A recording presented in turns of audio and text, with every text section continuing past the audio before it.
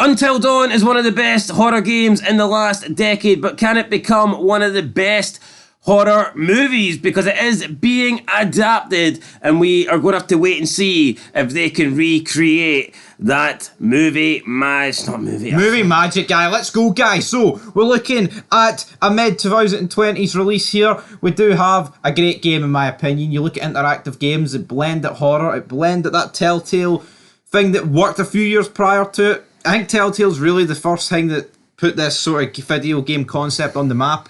Interactive multiple choice. Aye, that's the one I'm looking for. See, when you think about it, you can put the big words together, but can these guys put the big movie together for the game?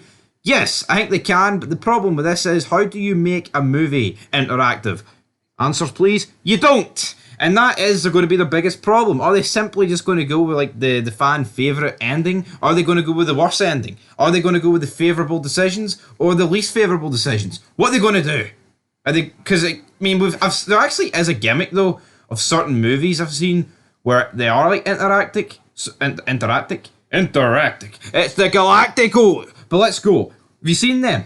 No, I haven't. I Right, don't know how to talk about. the Korean movies I've seen where it's actually interactive on Netflix. And you pick what happens next. But I think Yeah, but they're small time. You can't make a full production set movie where you have to. A lot of that stuff's like amateur, fucking really cheap looking stuff. I think once you go down that route, no one's going to watch your movie.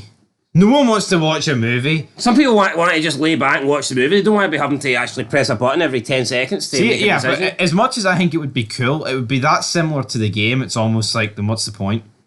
Oh, did you watch that movie Until Dawn? What happened at the end? Well, I don't know. There's like 500 different endings. I flicked differently on the remote. So yeah, will the movie be true to the game, or will they go in a new direction? Will we have the same storyline? Will we have the same characters? Will we have the same actors and actresses that played these characters? There's been talk about how they could return because this was actually a pretty big cast at the time. There were some well-known names in there, such as Hayden Panettiere and Rami Malek. However, my problem with bringing them back would be that Until Dawn, the characters are, I think, either late teens or like early 20s, and a lot of those people that were casted back then, they are now like a decade older, and it's hard to pull off. I mean, it's hard for people in their 30s to look 19, 20. It's not we've really seen Big believable. Ramy play Freddie Mercury, and that's all I can see him as. I can't see him going back to playing this guy in Until Dawn. So, not that he's the only one here, but you're right. When you're in your 30s,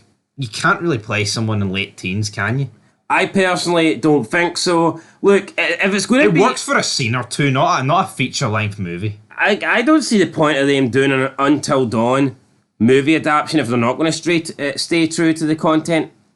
Aye, because then it defeats the purpose. Because if they don't stay true to the content, if they make... Why the fuck can't I say content? I don't know, buddy, right? If they don't stay true to the content, then, like, it's not Until Dawn, it's just another slasher horror movie. So for me, if it's going to be Until Dawn, it literally has to be the same as the game. And some people might not like that, but if you're not going to do it the same, then why have the same name? Why even go down that direction? Well, I'll tell you why they're doing that, because they know people will watch it if it's called Until Dawn. True, but I think that's cheap. If you're not going to do it exactly like the game did, I mean, you can maybe make a couple of minor changes, but I don't see the point of them just calling it Until Dawn and like taking like the basic things for the game, but then changing it up too much. Because for me, that's like I'm a betting man, right? We've seen what happened to The Last of Us. That's what will happen with this. There will be gay couples in this Until Dawn. There will be more interracial couples in this Until Dawn adaptation. In hell, they probably wouldn't even be Wendigos. It'll probably just be a straight white male. a straight white male killing people. Yeah, with a MAGA cap on. Well, maybe you could argue the cast for this wasn't that diverse. I guess we'll see if it's more diverse when the movie comes out. But look, the game was great. I just don't know how. But one thing that made the game, I think the game, if it wasn't interactive, would have still been good. I enjoyed the premise. I enjoyed the characters. I enjoyed the storylines. I enjoyed the surprise and the little twists and turns that they did. I enjoyed all of that. But I think a part of the reason it made the game really great was the fact that it was interactive and you felt like you were in control. You could basically decide what happens, and you just can't do that in the movie. And I think that is a big point of Until Dawn. and it might struggle to recapture that magic in a movie, in my opinion. Plus, I mean, the game did take approximately 8 to 10 hours to complete. I think condensing that into a 2-hour movie, and even then, most movies, especially horror movies, they normally aren't 2 hours, or normally more around the 90-minute mark.